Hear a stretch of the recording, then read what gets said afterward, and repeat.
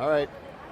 Welcome back to the NFL Alumni's continuing coverage from Super Bowl 59. I'm Bram Weinstein. We're presented by Pacera, transforming how the world treats pain. And Brandon Chubb is here to discuss Pacera with us. How are you? The former linebacker, 3 different teams. Yep. I'm doing well. Healthy, active, because I took Esperol and had that in my ACL surgery, so I'm able to play tennis and enjoy Atlanta's weather and just live life again, have a great quality of life. You know, take me through the journey a little bit. Obviously, you played, you had injuries. Right? A lot. What happened? First injury was second year, first play of OTAs in Detroit. Tore my ACL, non-contact injury, doing a special teams walkthrough. Had a patella tendon replacement on that graft, and it was awful. 2017 was a real dark year for me just because the recovery process was so bad. It was slow, nothing was working. So succeeding that, had 6 knee scopes to try to fix that pain. 2 in Carolina, 2 in Atlanta, and then 2 on my own Not dime. to fix the knee, to fix the pain.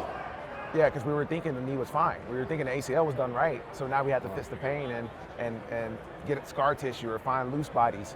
And I did that 6 times. So you can hear how like maniacal that was, because I just wanted to have a better quality of life and be able to play football again.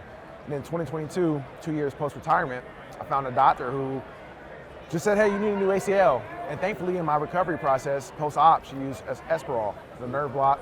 And that recovery process felt like I had a knee scope, not an ACL that I had in 2017. So I was able to rehab right away. I was able to go back to working out, get my quad healthy, and get back and have a great quality of life again. Were you surprised that anything was working at that point? The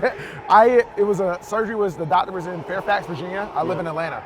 I went and rented out a hotel for 3 weeks because I thought I wasn't gonna be able to move for 3 weeks, just like I did in 2017. And I was back active and walking to rehab 2 days after the surgery. So I had a 3-week hotel. That's how bad I thought it was going to be. And 2 days into it, I'm like, did she do ACL or did we just do a knee scope and they thought it was going to be ACL and she changed her mind when I got under the needle?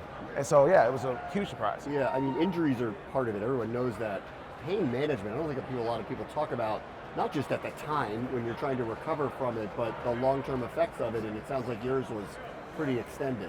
The long-term effects are big, right? Not just physically for the obvious reasons, but mentally, because you were literally in pain. It's a quality of life thing. It occupies a part of your brain, so you can't actually function to your full self because part of your brain is just focusing on this pain that you're chronically feeling. And so that's a big deal. And then also it's just like from an NFL like post-retirement standpoint, I'm hearing the horror stories. I'm seeing like people who went down a dark path because they got addicted to pain medicine or addicted to opioids or things like that because of the surgeries they had with this 100% contact sport. And so now I'm suffering in pain because I don't want to be that guy who took, an Oxycontin to relieve some pain, and the next thing you know, he's taking Oxycontin every day when he doesn't need it, right? And so it was something that I was acutely aware of, but also something that really affected me for 4.5 years of my life in my 20s, and I don't wish it on anybody. So now having Exparol and knowing that that was actually something that was involved post-op is a big deal for me and why I advocate for it. I mean, obviously outside of the recommendation, if other players, alumni hear this, what would you recommend to them mentally to think about pain management, life after football? I honestly would just say, like, do it right? So me, like, doing 6 knee scopes was me trying to get back on the field and get back healthy. This game's going to end. Sometimes it ends earlier than what we want it to in our vision board and our prediction and our dreams. But, like, do it right so you're not in that situation where now you don't have a real fix because you're doing something that's just mitigating and not actually, taking care of the actual problem. And then honestly, like, have a support system that supports and understands what you're going through. Because people see you as this NFL player. You might be the only NFL player they know or the only professional athlete that they know.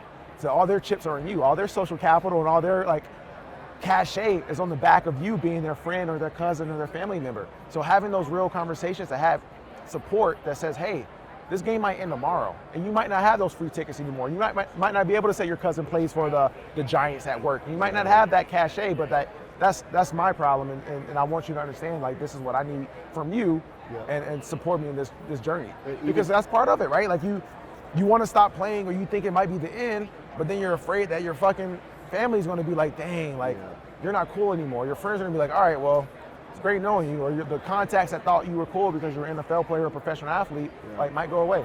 That is up there, though. It's up there. You have to work on that. Right? 100%. It's all mental. Yeah.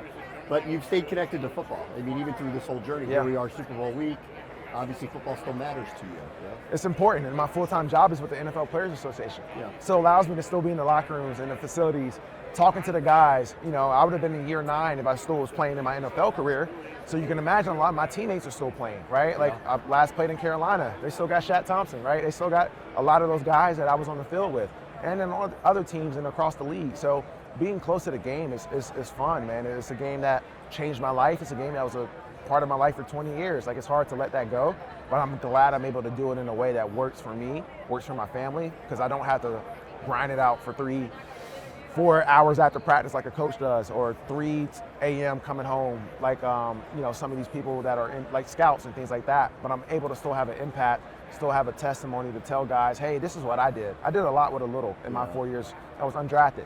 Imagine what you could do.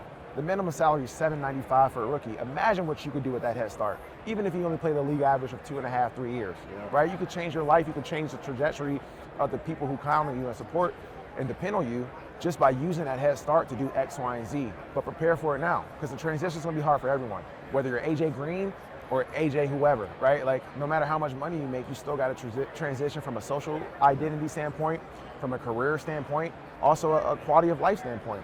Because we learned in COVID, no matter how much money you got, you can't just sit on it.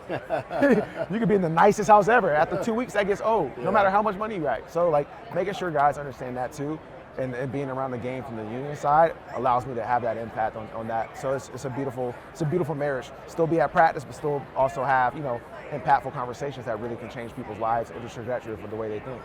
Brandon, it was a pleasure meeting you. Thanks for sharing your story. Likewise, appreciate you having me. Thank you. Yep.